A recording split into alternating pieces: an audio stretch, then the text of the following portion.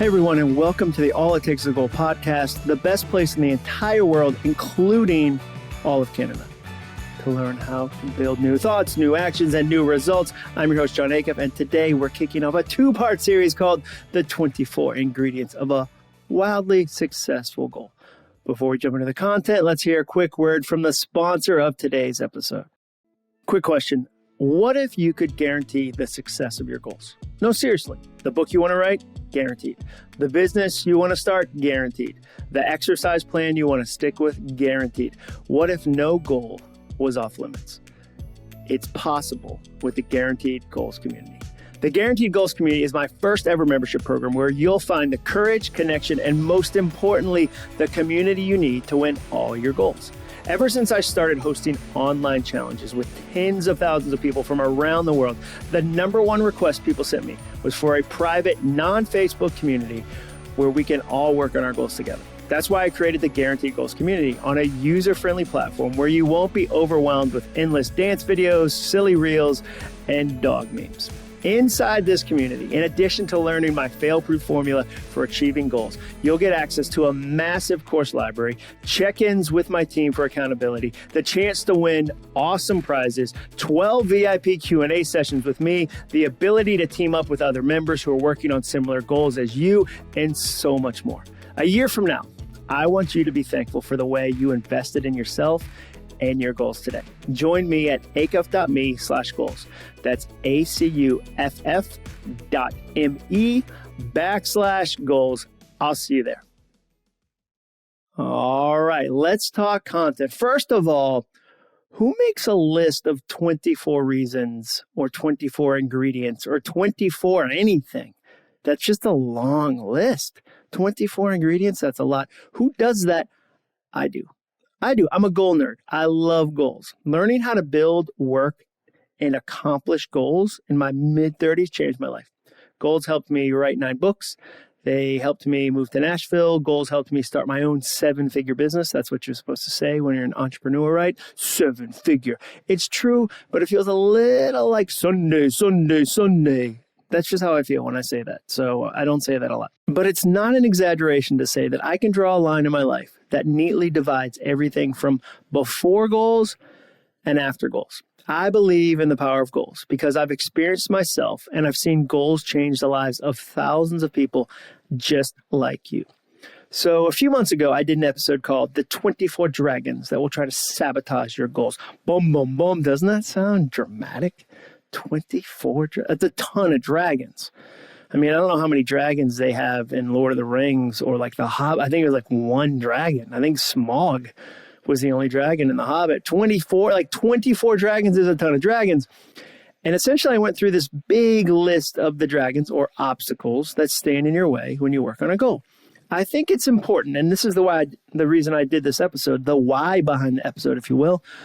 I think it's important to be honest and prepared to face the challenges. I don't think it's helpful if we just say, it's going to be amazing. You're so talented. It's going to be perfect. You'll never have a problem. You'll never have an obstacle. That's not helpful. That's toxic positivity. But I do think it's equally as important to spend some time talking about the flip side, the reverse, if you will, all the things that will help you achieve a goal, all the positive tools that make finishing a goal a whole lot easier. So I made another list and I broke it down into 2 episodes because I realized recording the first one that 24 of anything is a lot for one episode. It's a little overwhelming. Like with somebody, like if you asked a friend for advice, if you're like, hey, do you have any advice? And they said, I have 24 pieces of advice for you. You'd be like, you know what, Bill, never mind. I don't need that much. That's too much advice, Bill. So today we're going to cover the first 12. And then next week we'll cover the second 12. Think about it like goal bingo. If you've got the majority of these ingredients for your goal, like if right now you listen to this and you go, oh, dude, I've got a bunch of those. Think about it like goal bingo. Congratulations. Now, if you're watching the video of this, there's like 17 people on YouTube who watch the podcast of this. You'll notice that I just leaned down and I looked like I was looking at something. I was looking at my phone. I set a timer when I do these because I want to make sure that they're not too long, not too short. I try to do my podcast at like a Goldilocks length, like just right. But I want you to listen to this like goal bingo. Goal bingo. As you listen to the episode, keep a mental checklist. And at the end of it, think about how many of these first 12 you've got in place. Cool? Does that make sense? All right, let's go. If you want to be wildly successful at a goal, these are the ingredients you need. Ingredient number 1, micro milestones. You got to have some micro milestones. Small wins help you keep going. Small wins keep building toward bigger wins. Imagine it this way. If you ran a half marathon, some of you are runners. I know there's runners that listen to this show. If you ran a half marathon and it only had a starting line and a finish line, that would be demoralizing. They know that. So every mile has a sign. It says mile 1, mile 2, mile 3. I think you see where I'm going. It just counts all the way up. Don't try to hold your breath between long chunks of time. As you look at your goal, make sure that there's some micro milestones along the way. So if you've got a big goal for the year, make sure that there's some checkpoints. Make sure that, okay, I'm checking in every month, or I have a phone call with a friend that we do every other week. Have some milestones. I have a friend who's one of my accountability partners. We get together every 2 weeks. We grab coffee at the same spot every 2 weeks. That's a micro milestone for me. He's helping me with a goal. I didn't say to him, hey, William, I've got this big goal. It would be amazing if you and I could talk about it 12 months from now. That would be super helpful. No, that wouldn't do me any good. I have some micro milestones along the way. Actually, recording podcasts is a micro milestone. I have 52 micro milestones every year with this exact podcast, because one of my goals for the year was I want to do weekly podcast episodes. My first podcast was a huge failure, just gigantic. I only did like 8 episodes, and people were like, oh, thanks for doing the podcast. I had no plan. I had no system. I did 8 episodes. It fell apart. I think there's some stat like 95% of podcasts end after the first 3 months. That was mine. I didn't even have a microphone. I would just yell directly at my computer, and friends that were nice would email me and be like, hey, buddy, have you ever thought about, I don't know, like getting a microphone? I have milestones now, though. I want to do an annual goal of 52 episodes. Guess what? Each week is a milestone. So the first ingredient you need for a successful goal are micro milestones. The second thing you need is measurable data. You have to see the results, or you'll never know if you're headed in the right direction. That's what measurable data is for you. So data looks like pages read, miles run, maybe drawers emptied. There was a woman in one of my goal setting challenges, and she weighed the stuff she was getting rid of in her house. I've told that story before because it's fascinating to me. She had a big goal. I got too much clutter. Anybody else have that goal where you're like, it's too many t-shirts? I swear, like, my t-shirts multiply. Like, I own 2 t-shirts, and then I look up and there's like 6 in that drawer. And then like a week later, I'm like, do I have 12 t-shirts? And then like over time, I can barely shut the drawer. Like I'm slamming it, like I'm trying to get one more t-shirt in. She had this goal to get rid of a bunch of stuff, and she wanted it to be measurable.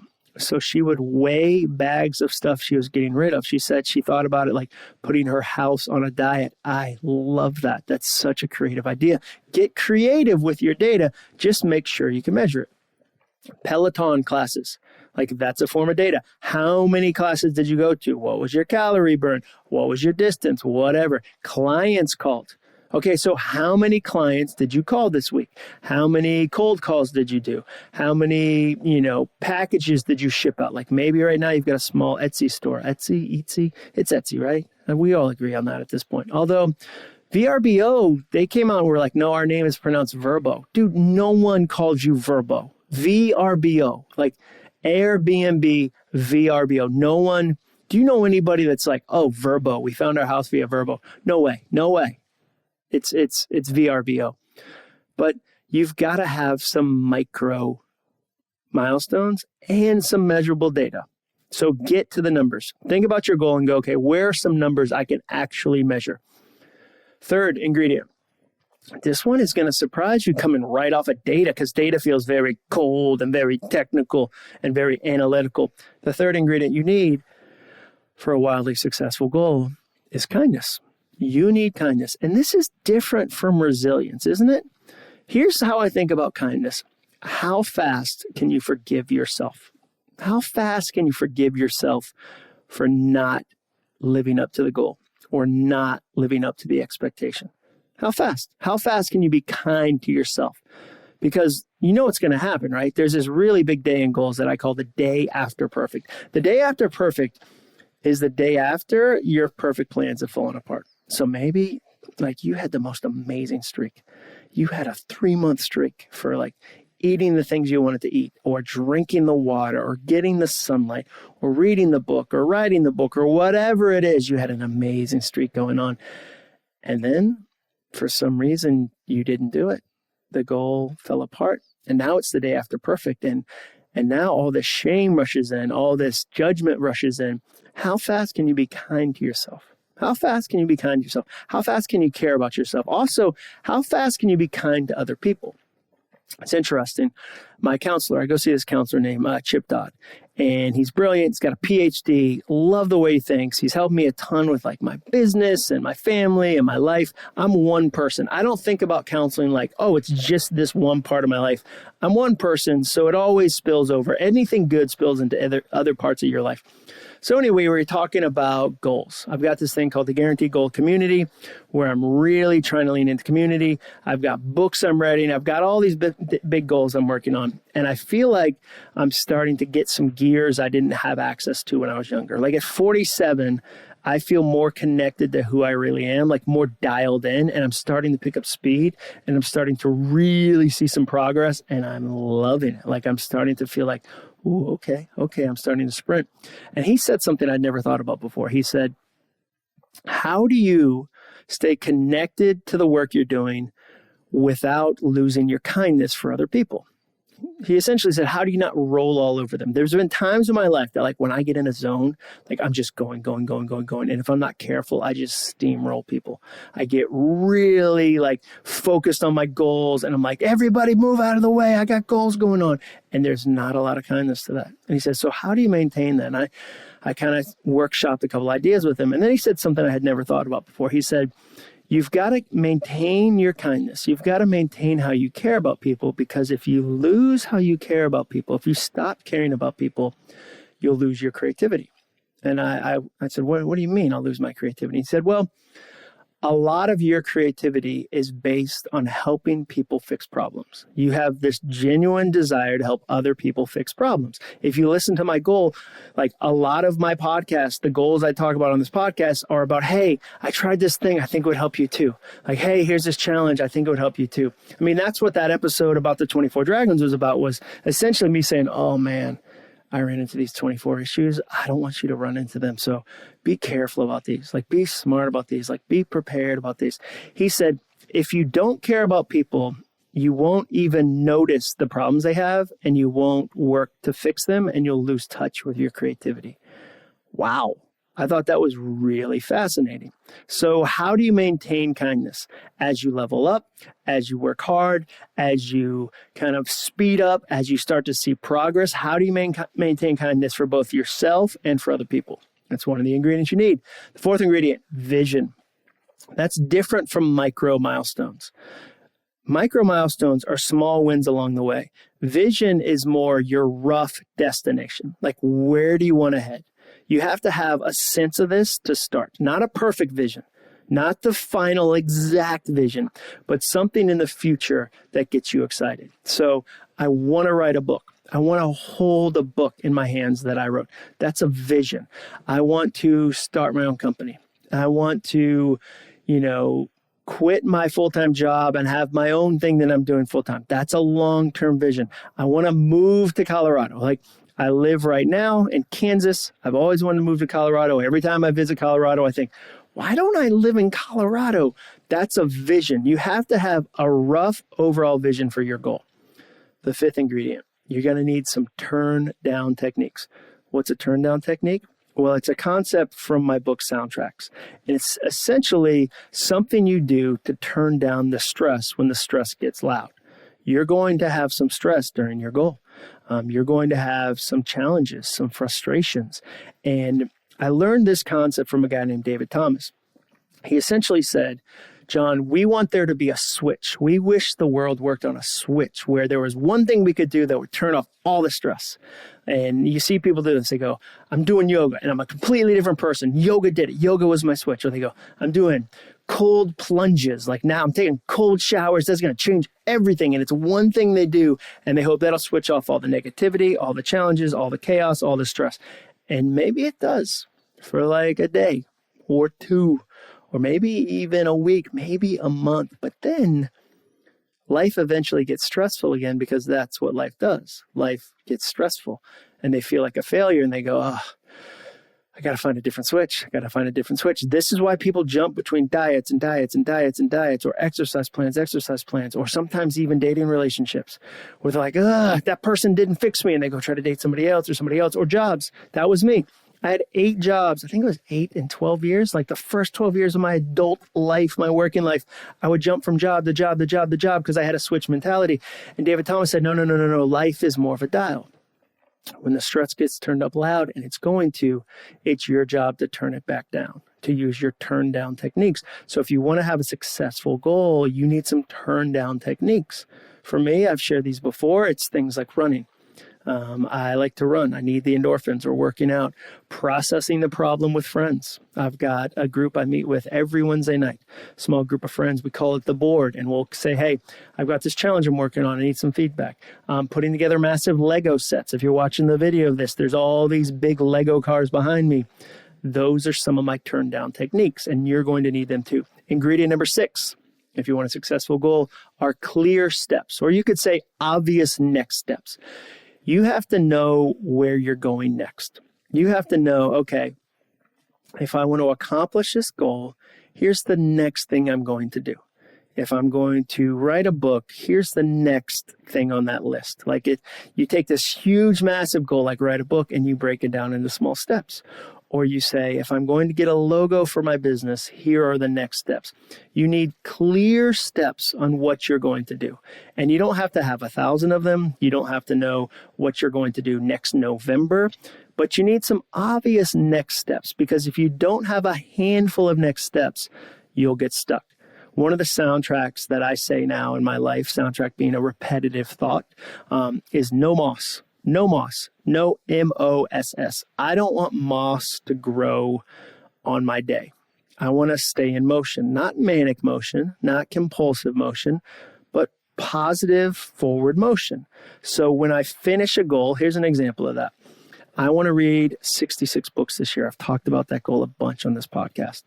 When I finish a book, I already have a sense of the next book. I have a handful of them already picked out, because I know if I stop and I don't have a clear next book, a clear next step for that goal, I might lose my momentum. Some moss might grow. The rock might stop moving. So you need some clear steps. Ingredient number 7, you need a chisel. You need a chisel. What do I mean by a chisel? This is how you prioritize. You look at your day, you look at your goals, you look at your life, and you continually chisel away the things that don't matter. You have to be able to edit out what's going to get into the way. And you have to do this constantly. You're constantly thinking, okay, this is no longer helpful, or this is no longer important, or this is no longer critical. I need to kind of chip this away, chisel this away. One of the smarter things I ever heard about chiseling came from a guy named Frank Beeler. Frank Beeler is a friend of mine. He lives in Atlanta. He is what I call somebody I wouldn't bet against. It's a phrase my wife and I use. You could call it a soundtrack. There are some people in life that when you meet them, you think, oh, I wouldn't bet against that person. Like I wouldn't. And this came from a friend of ours. We had dinner with him and we were talking about this. And he said, John, if I lost my job, would you bet against me having a new one within a week? And I wouldn't. This guy was just a go-getter. He's the kind of person that instantly you knew, like, oh no, he's going to go. Like there's people in my life that I look at and I go, oh, like Allie Worthington. Allie Worthington, if you ever meet her, she put on this event called Blissdom. You would never bet against Allie Worthington. you look at her and go, oh no, she's going to get it done. She's amazing.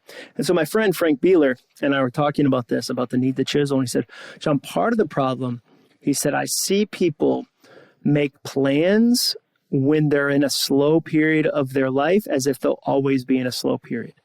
So an example of that would be in between projects. I see people go, I'm going to start a podcast, because they have like a week where there's nothing crazy and they launch new things in the middle of a quiet season. And then when the loud season comes back, they're like, wait, I don't have time for the podcast.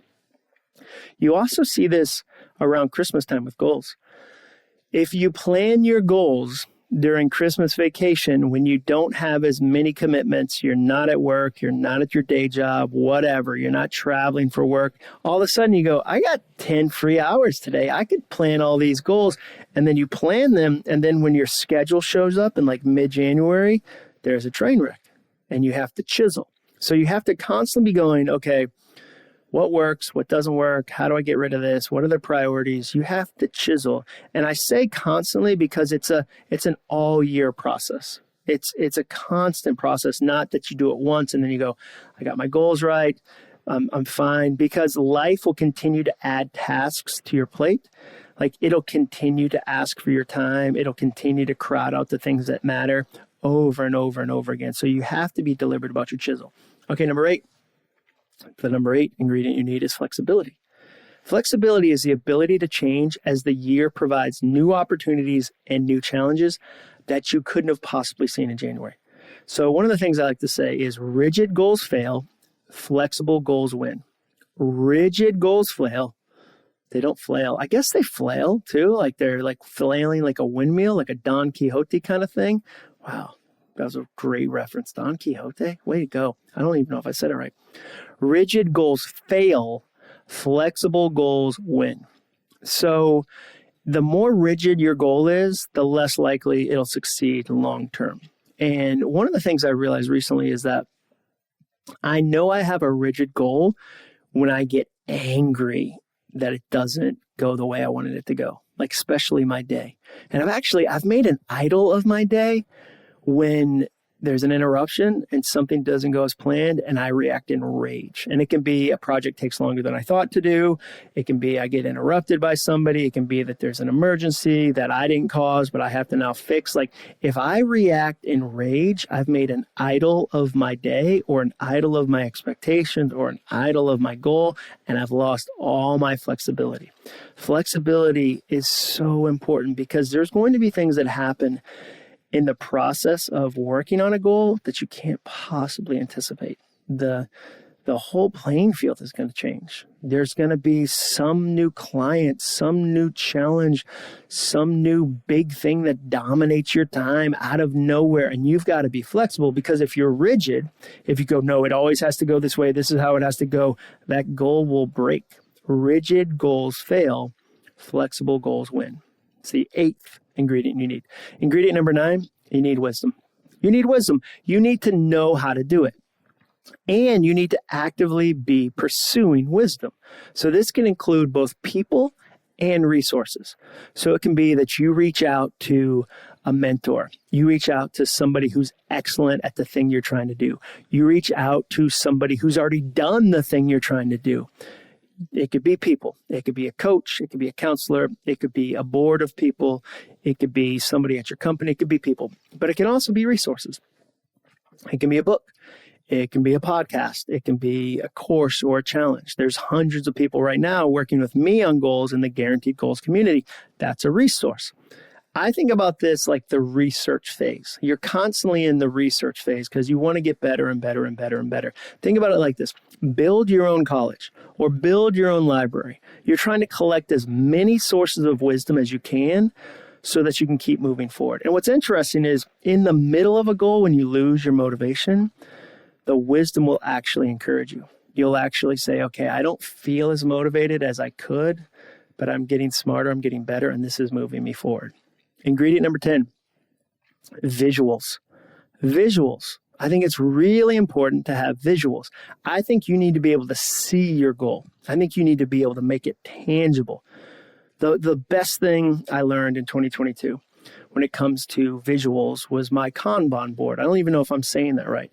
I have this massive whiteboard where I plan my entire week, and it's a Post-it note system, and I modified it like crazy. Like purists, Kanban purists probably would say I'm not even doing it nearly right. I've broken there's only 2 rules with Kanban, and I broke one of them. So I don't even know if it counts. But for me, having a visual of my week with 2 different Post-it notes, like I have a blue one and a yellow one, they mean different things. I didn't go to 17 colors. I think you can overdo any system. But being able to see my goals, being able to see my progress makes them so much easier to succeed at. Number 11 ingredient you need creativity. You need creativity. You have to continually find fresh ways to move your goal forward. So at the beginning, you're going to come up with a bunch of actions and a bunch of things you're going to do with your goal. But as the year goes, you need to be creative enough to keep learning, to keep trying new things, to keep experimenting. I use my creativity to experiment every month. So every month I have a handful of small goals I'm trying to do, and I'm trying to be really creative with them. So I'll give you an example. One of my goals in January was to encourage one person every day. I'm actually going to do this goal all year, but I did the experiment in January. And then in February, the experiment was to compliment somebody behind their back. My friend Kevin calls it reverse gossiping. I wanted to go out of my way to say something nice and true. Like, it's got to be true. I'm not going to say something that's false. It has to be something that's kind, uplifting, true about somebody else who isn't there. So maybe finding a team member and going, hey, didn't Jessica kill that project the other day? She's so fun to work with. I love how detailed she is on all these projects. I'm so glad we get to work with her. I did an experiment. That's where my creativity comes into when it comes to goals. I'm constantly going, okay, what's a new goal I could try? What's a different way I could try an old goal? Maybe there's an old goal that I want to refresh. I want to kind of pump some new life into. How do I be creative about this? You need creativity. And then the last one, you need community. You need community. That's the 12th ingredient. You need people who will encourage you. I found a little bit of community in a very unlikely place recently. I was on a flight. I was flying from Tampa home to Nashville. I had spoken to a company called Yellowstone Landscaping, amazing company, gigantic company. They do landscaping for commercial clients. So people like the Swan and Dolphin at Disney, massive company. And I got on the plane of Southwest. A guy sat on the aisle next to me. His name was Jeremy Wiley. Jeremy Wiley or Willie? I think he said Willie. That's how he pronounced it. And he said, hey, I saw you speak last week at Renovia. The week before, I'd been speaking to a company called Renovia. Amazing company. They do commercial painting. I'm really doing commercial painting, commercial landscaping. I'm just going to do all the commercial trades. Huge company. And we started to talk about what I had shared at the speech. I started to talk about soundtracks, started to talk about our goals that year. And we started to kind of fire each other up about what were we going to get done on the plane? And to be honest with you, I was kind of just gonna, at that point, as I flew home, because usually I work like a maniac on the way there at the event. On the way home, I watch a movie, I watch TV. But talking to Jeremy got me so fired up that I was like, oh, dude, yeah, let's go. Let's go. I started to get really amped up just at the support and the encouragement from him about what he was going to work on the flight. The whole flight home, I worked on 2 podcasts. I worked on writing podcast episodes because of that tiny bit of community. So when you hear me say community, please don't hear me say, you got to find somebody that knows you at the inner core, and you got to find the best person, and you got to you've got to find your Gandalf. No, dude. No. Take that pressure off. Community can come in a million different forms, but those are the first 12 ingredients. What do you need? Let's do a recap because there's a lot. Micro milestones, measurable data, kindness, vision, turn down techniques, clear steps, a chisel, flexibility, wisdom, visuals, creativity, and community.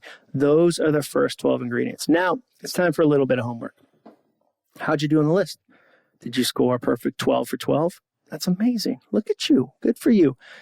Maybe you were the opposite. You went 0 for 12, which can be discouraging at first, but it doesn't have to be because now you've got 12 ideas that you can add to your goal. maybe the reason you weren't making progress is because all of those items are missing. It's kind of like riding a bike when you, like, the brake is on. Have you ever ridden a bike where, like, the brake calipers are a little warped and you can hear the brake pad rubbing against the rim and it slows you down? Like, maybe sometimes this happens with, like, rental bikes. You rent a bike at the Grand Canyon and you can hear the brake slowing it down. When you adjust it and take the brake off, it's so much easier to ride. Same with this. Maybe the reason you're having trouble with your goals right now is you're missing all 12 of those ingredients. And when you add a few more, it's going to be so much easier. Now, next week, we'll cover ingredients 13 through 24. And I think you're going to love those ingredients. Thank you for listening today. We'll put all the links in the show notes as always. And thank you for reviewing my podcast. Here's one from Mulford J that I loved. Mulford J said, John doesn't know it yet, but he has been my book mentor since a year ago. I started reading Do-Over after I left my previous job. And while in the new job, I started reading soundtracks. I've learned so much from his books that at times when I feel like I'm overthinking, I start asking myself, is it true? And I try to change my soundtracks as soon as possible. Now, All It Takes Is a Goal is my commute podcast. I love hearing that, Mulford J. Thanks for taking the time to do that. And thank you to everyone who writes a review. Please make sure you subscribe or follow so that you don't ever miss another episode. I'll see you next Monday. And remember, all it takes is a goal. Thanks for listening.